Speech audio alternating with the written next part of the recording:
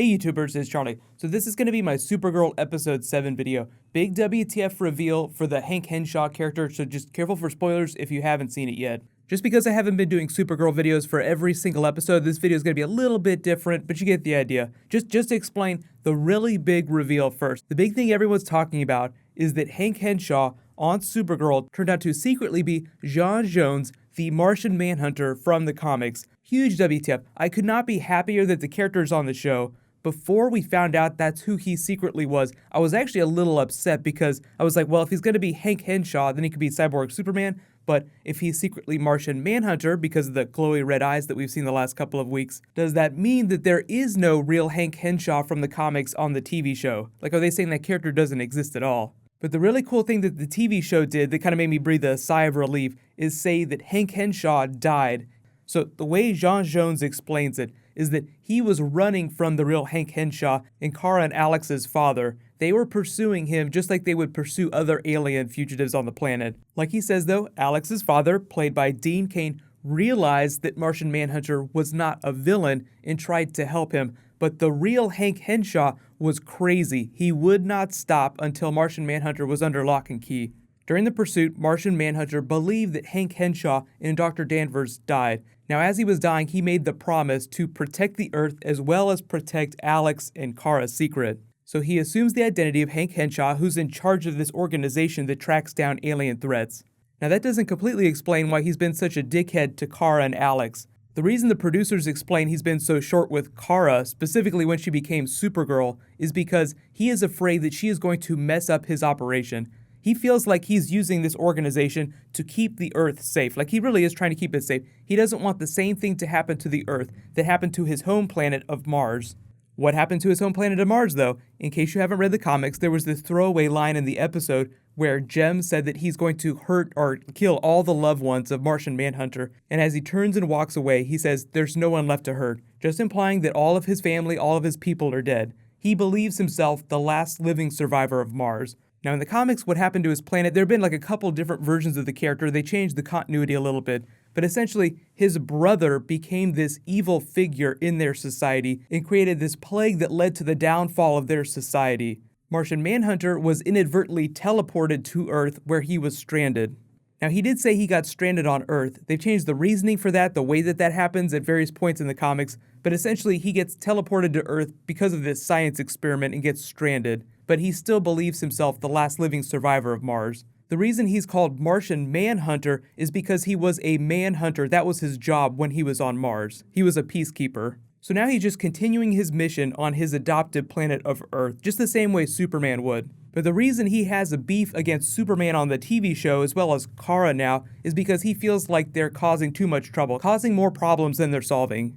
So when he tells Alex, you can't tell Kara about this, you have to keep this secret from her, you know that anytime people within a group keep secrets from each other, it always comes out, blows up in their faces. But the reason he doesn't want Kara to find out is because he is kind of bemused with her learning her powers, figuring out how to be a superhero. So he actually does want to help that along, and he feels like maybe coming out to her would cause more problems than it would solve. So what I think is probably going to end up happening is they'll push that to the back half. It'll be like a back half reveal before the big season finale. There's going to be 20 episodes total. So sometime before episode 20, Kara will find out that Martian Manhunter has been living next to her this whole time. Think of it as a twist from The Flash Season 1 with the Eobard Thawne reveal. The villain's been here the whole time. Well, the Martian Manhunter's been here the whole time. Now, even if you haven't read the comics, you know that Martian Manhunter can shapeshift, but he's also super strong, he can fly, and he's telepathic. Now, the producers did explain that when he used his powers to kill Jem in this episode, who's actually a big figure in the Martian Manhunter mythos, he had not used them for a long time because he'd been trying to keep such a low profile as the fake Hank Henshaw. So what I think might end up happening is that we'll see him use his powers in minor ways, like we've seen him use the telepathy when he sensed that Alex was searching their database when he told her not to, so he might continue to do that, use his powers in very subtle ways so that people don't figure him out. Secrets like that always come out, so eventually someone's going to find out. Maxwell Lord really hates aliens doing things for humans, so if he were to find out that Hank Henshaw was secretly Martian Manhunter, he would probably flip his shit. And just because I've seen a lot of people in my Supergirl videos who have absolutely no idea who Maxwell Lord is from the comics, I'm just gonna put off talking about him in the comic books. But if you do know all about Maxwell Lord's relationship with the Justice League, then you know what might end up happening when he finds out about Martian Manhunter. Just to give a little background though, on them turning the David Harewood actor into Martian Manhunter, they didn't start out wanting to do that. They said that they were standing on the set of the pilot, and like all the big executive producers like Jeff Johns, the showrunners, Andrew Kreisberg from The Flash, they were all standing there just kind of joking about David Harewood, the actor. They were saying that he kind of had these big ears that looked a little alien-like, and they were like, well, wouldn't it be funny if he turned out to be Martian Manhunter? Wouldn't it be cool if that character was on TV? And they credit Jeff Johns with being the one that said, why can't we make him Martian Manhunter? Like, why don't we do that? So after a bunch of conversations with the network, they approached the David Harewood actor and said, look, this is where we want to take your character. You are going to secretly be this huge Justice League member from the comics. And the funny thing is that the actor David Harewood was like, oh my god, thank you, this is so amazing. I was having such a hard time trying to figure out the Hank Henshaw character. The actor was having a hard time trying to find an angle to play him without making him seem like a mustache-twirling villain. And usually when you see him in the comics, he's already Cyborg Superman, and he's trying to find a way to die. Like, he can't die, and that's all he wants to do. I want to end my existence. He even asks the Anti-Monitor at a certain point to kill him because no one else can. So it's kind of one-dimensional, doesn't really make for an awesome TV character over a 20-episode season. So making him Martian Manhunter is just way easier from a character standpoint and way more fun. Now we can get into a lot of the mythology of the Mars backstory, like with the White Martians, the Green Martians, along with Gem's society. Now it seems like on the TV show he killed Gem, but Gem was a very important figure amongst his people, so they might try to retaliate in the same way that the Kryptonians now that have escaped the Phantom Zone are trying to take over the Earth. So just one more big space threat that they could bring into the mix on the show at a certain point. For now though, the big threat is Kara's aunt and those Kryptonians that escaped the Phantom Zone. So Martian Manhunter probably going to be the only Martian on screen for a little while. Here's my big question for you guys. So first off, what do you think about the Martian Manhunter reveal? I really did like the scene where they gave it away. It seemed very touching, like, look, I'm not the enemy. I'm actually here to protect you. I made your father a promise. I'm just pretending to be an asshole because I want everyone to be safe. And two, second big question, do you think that the real Hank Henshaw will come back as Cyborg Superman at a certain point?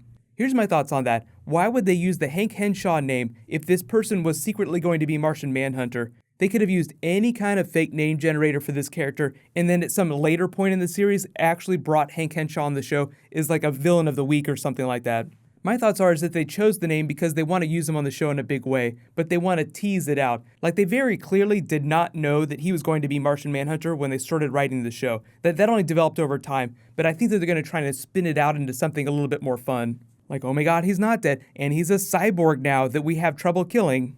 Jon Jones did say the real Hank Henshaw was batshit crazy, so that just feels like them laying the foundation for a big villain arc sometime later in the series. Maybe not even in season 1, maybe season 2. If you guys want to read some really awesome comic book arcs for Martian Manhunter, read Brightest Day, really awesome storyline for him, Others Among Us, as in there are other Martians among us, and then JLA Trial by Fire gets into the mythology of Martians being afraid of fire. All I can say is that I'm hoping for some sort of Oreo integration on the TV show. Oreo's a big brand. I feel like they'd be happy to have Supergirl teach Martian Manhunter how to double stack his Oreos. Arrow and the Flash actually did an ad for Guitar Hero earlier this year. You know, they did like that guitar competition. That was a straight up ad. I would be so happy if Supergirl did like an Oreo version of that with Martian Manhunter later this season. Really big news later tonight, though, is that the Flash mid-season finale is happening. Zoom is totally going to come and ruin Christmas for Team Flash. The Trickster is coming back. Mark Hamill is leading this really awesome Rogue's Revenge storyline. Be sure to subscribe to get my video. I'll post it right after the episode airs. And Greg Berlanti actually did respond to the rumor about the Flash Supergirl crossover later this year. He said that they just got picked up for the back half, Supergirl did, so they're going to deal with that first. But they hadn't really started talking about an actual crossover yet. He didn't say it would never happen, he just said that they haven't started talking about it yet. So while you guys wait for The Flash tonight, you can click here for the trailer with Mark Hamill. It's going to be so much fun. Seriously, watch The Flash tonight. And you can click here for the Star Wars behind the scenes video that I just posted. Thank you so much for watching, everybody. Let's high five. I'll see you guys tonight.